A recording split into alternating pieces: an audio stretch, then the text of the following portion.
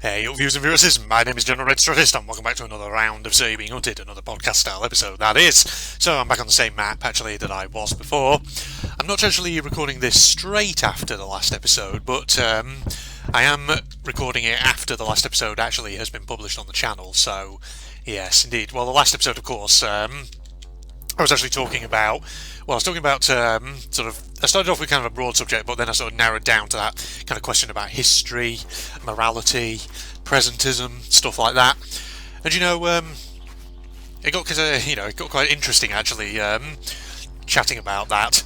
I think because it's a subject that obviously I do find quite interesting myself, being an academic and all that. Hence, why I'm in the job that I'm in.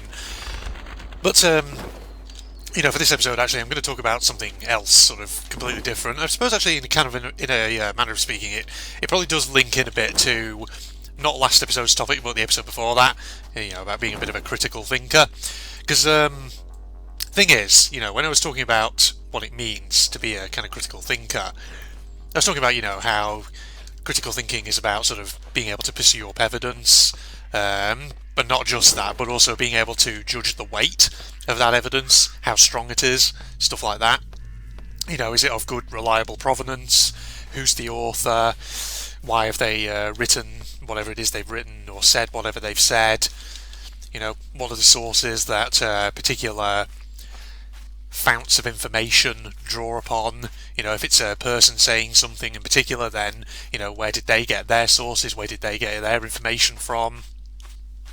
But, something I actually didn't mention in that episode, and, the main reason for that is just because, that video wasn't meant to be an exhaustive study in how to be a really good critical thinker. It's more just a general examination of the topic. But, something that I did, of course, not actually mention there, which I'm going to actually maybe talk a little bit about here, and specifically in relation to something I've encountered recently on YouTube, is the point about, if you're going to be a critical thinker, you have to also kind of avoid generalizations. Well, not avoid, but you have to treat them with a critical eye. So, we've all probably heard generalizations in our lives before. You probably heard, maybe one of your relatives saying, "Oh, these friggin' people from such and such a social group or whatever, they're always doing silly things." Usually it's like old people complaining about youths, basically, is the kind of typical example that I'm thinking of there. And that's sort of what we mean by generalisation, people making very big assertions about very broad topics, which when you sit there and think about it, you think, how could you possibly actually know that for certain? And that specific example of old people whining about young people is kind of the main topic of conversation actually for this video, because recently I say recently, but I should say more like a few weeks ago, I was cruising around on YouTube and I found a load of videos from the UK comedian Russell Howard. Now, Russell Howard is a comedian who, I'll admit, I've never really watched any of his stuff before, but he, I was about to say, I don't know if he did have, or if he still does have, a show. I don't know what it's called. I think it's probably just called the Russell Howard Show or something, where he basically just talks about topical news and takes the absolute piss out of it. And as you can imagine, a lot of the clips from his show do end up on his YouTube channel. And one of these clips, actually, that I saw was about how the media, namely tabloid media in particular, has this real thing about blaming the millennial generation for everything, or just having a go at them for all kinds of stuff. And it was quite humorous and entertaining actually to watch this video, and it really got me sort of thinking about how absurd a lot of generalizations and a lot of intergenerational bickering actually is, how utterly stupid it is and pointless. And it's just like, why waste your time bickering about the youth or whatever? Because the thing is, some of the things he basically points out in this clip, Russell Howard that is, from various sort of headlines that he's found in tabloids and other media, I should say. Just like some of the headlines are so absurd, and the thing is, quite often you sometimes wonder if these media sources, are they actually using the word millennial as a catch-all term for young people? Because that's the thing, right? Millennial, everyone talks about, different generations, like the millennial generation, the boomer generation, Gen Z, things like this, Generation Y, blah blah blah. But each of these terms, they refer to a very specific group of people, namely people who were born between certain years. I can never remember millennials, the exact years off the top of my head, but the thing is, from what I do understand, if you're a millennial, chances are you're not really young anymore, because most millennials now are probably going to be, in their 30s? 40s potentially as well. I'm pretty sure millennial is like people who came of age around the turn of the millennium, so about year two. No, actually, well, yeah, I guess people who maybe either came of age around the year 2000 or at the very least were kind of children around about that time at the very least. As I'm in my 30s, so I think I technically, well, I say 30s, yeah, early 30s. So I believe I technically would be millennial, would I not? I would fit into that generation. So yeah, it's it's funny when people use, or I should say media outlets use the word millennial as a catch-all term for young people, because the millennial generation aren't exactly young anymore. There are now younger generations than them. And B, it's also pretty absurd, because, think about how many people there are in the world who are between those ages that would put them into the millennial category. Like, how on earth could you possibly make any generalisation about so big a group? It's ridiculous. And that's the thing, I guess, oh, God, what are those guys doing out there? Jesus. Just going for a paddle, I see, Oh, these robots, they're all a bit weird. There's no dignity to them. You see, there you go. There's a generalisation. I don't know that about all robots at all. I'm just basing it on a very select few who I've witnessed doing that particular activity. But yeah, it links in, like I say, with the whole critical thinking topic from a couple of episodes ago. Basically, whenever you see a generalisation, ladies and gentlemen, you should treat it with a critical eye. Ask yourself, what is that based on? Is there any possibility that the person making this generalisation could actually possibly know this with any certainty? Because that's the thing, for me that is the thing that really kind of dismantles a lot of generalisations, not just about age groups, but about groups from certain cultures, from ethnicities, groups from certain religions.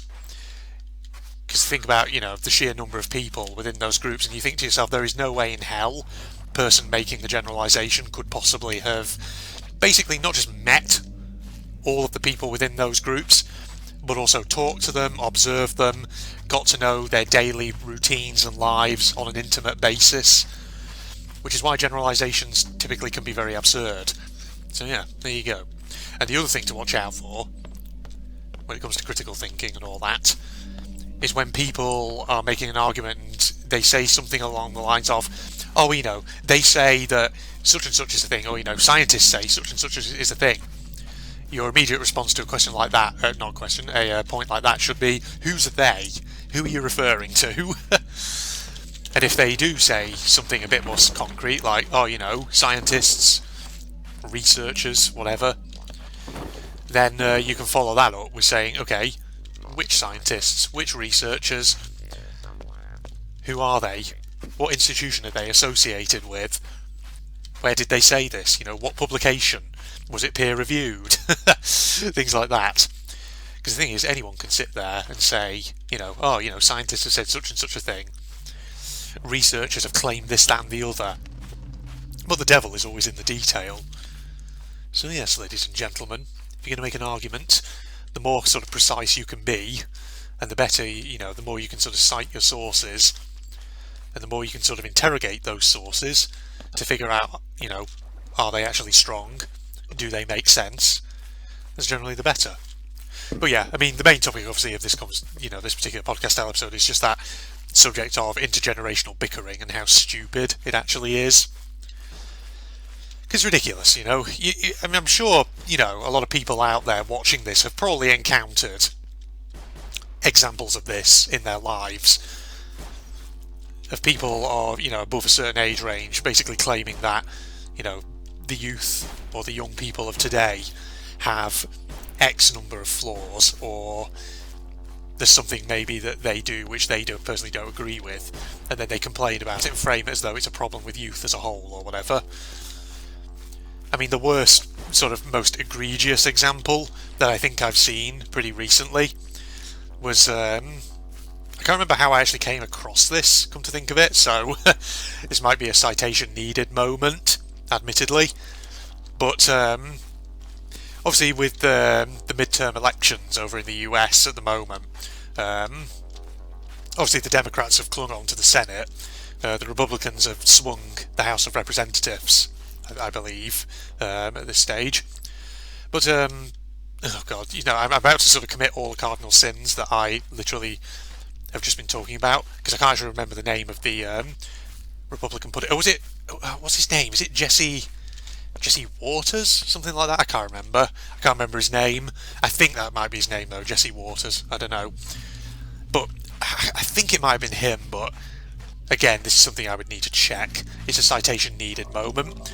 I'm sure someone in the comments maybe could verify this for me, but essentially, as you can imagine, the Democrats did get quite a large youth vote in these midterm elections. And it's fascinating how the response of Jesse Waters, assuming it is him, if I'm remembering correctly, his response was, "Oh, we should raise the voting age because young people are all being brainwashed, apparently." It's like, this is just intergenerational stupidity. This is just a person above a certain age who, for some reason, cannot conceive of the idea that someone else would legitimately vote for a party that he disagrees with because they personally maybe agree more with what that party's saying, or because they find his preferred party to be one that they disagree with. It's ridiculous. Like, some of the proposals in the US for how, these admittedly airy-fairy, pie-in-the-sky proposals, I'll say, because chances of them being implemented, I can't see it being implemented. I mean, then again, I think a lot of people thought that Roe versus Wade would never be overturned, but then it did get overturned. But I suppose you should never say never. But yeah, like, from what I understand, some are saying, you should raise the voting age to 21. And I believe there's someone, I don't know if it's Jesse Waters or if it's someone else, who said it should be raised to 28, which is fucking ridiculous. Like, that's so, ridiculous. Like, voting age to 28? You serious? So, below that age you can get a job and start paying taxes. Oh, but no, you're not allowed to vote. You're not allowed to vote for your representatives in Congress or anything like that. That's ridiculous, right?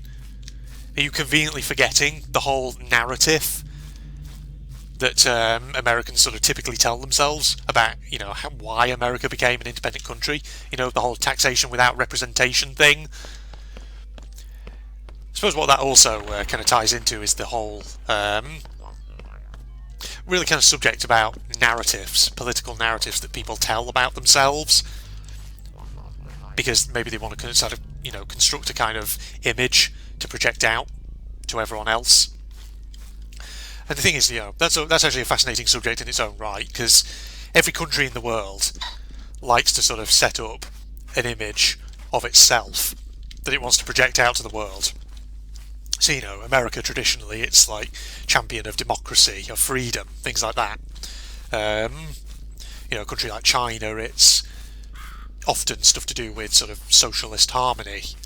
Not saying necessarily that these are true, in the sense that, their actual governments always adhere to their own values, but what's true is that outwardly, these are the values they tend to talk about because they want to project a certain image, irrespective of whether or not that image actually matches up to reality. And of course, a lot of countries and political groups often have stories about their own histories that they tell, about how their history's played out.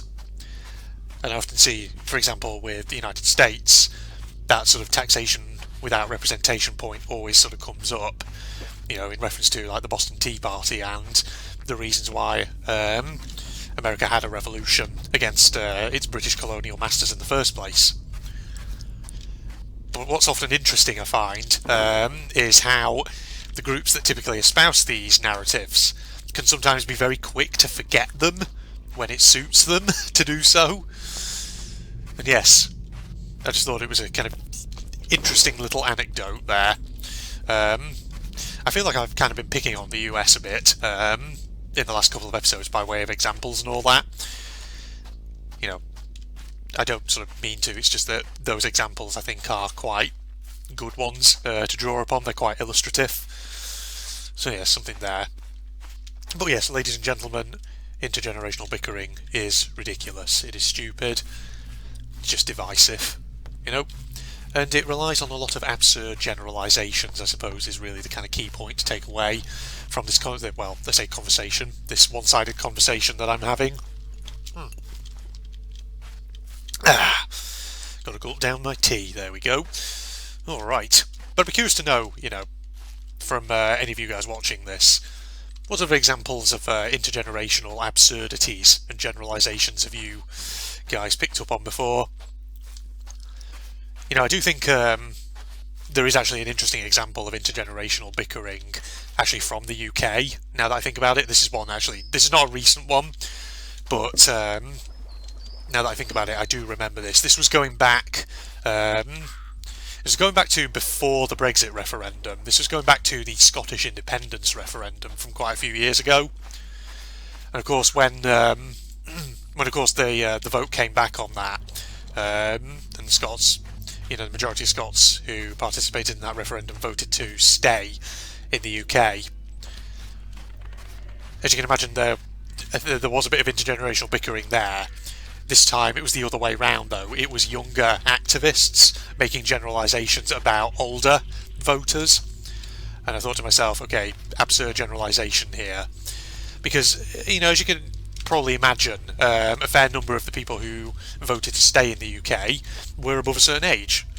I think it was something like, again, this is a citation needed moment, but if my memory serves me correctly, it was something like 60% of voters who are in sort of older category. Well, I can't remember if it was 60% of voters above a certain age bracket, or 60% of voters within one of the older age brackets voted to remain within the UK during the Scottish referendum, whereas a lot of younger people, younger Scottish activists, voted for independence. And I remember there was an interview that had been conducted somewhere with one of these young Scottish activists afterwards, where she basically was sort of moaning, griping about it and going, older people should be not allowed to vote because they always vote for conservative causes or whatever, or for small c conservative causes, things like this. And I thought to myself, okay, no, that's a bad idea, because basically you're taking away someone's right to vote just because you don't agree with the way they voted. You should not do that, because the thing is, that person, sure, in some cases they may be old and maybe getting a bit sort of out of touch, but having said that, that person has lived a long time. They've probably paid a lot in tax to the state. I think it's only fair that they get a say in how the state is run, essentially. So that means give them a vote. So yes, it's that whole representation question. But yes, that's just an example actually here from the UK, just before anyone thinks I'm kind of picking on the US a bit too much. But yeah, it's not a recent example, it's from a few years back. And like I say, citation needed moment, but I'm sure my memory serves me correctly there. But yes, like I said, I gave you all the lesson of, making sure you have sources that you can cite and you can try and be precise. And then lo and behold, I start citing examples and saying, oh yeah, I don't actually remember exactly where I saw it. I'm literally committing the cardinal sins that I've identified that critical thinking dictates you shouldn't be doing. So Yeah, great. Alright, let's wrap up this episode here. So, Facebook and links down below, along with the link to my propagandist channel for anyone interested. If you enjoyed, a like is, of course, always appreciated. But other than that, signing off now. Goodbye, everybody.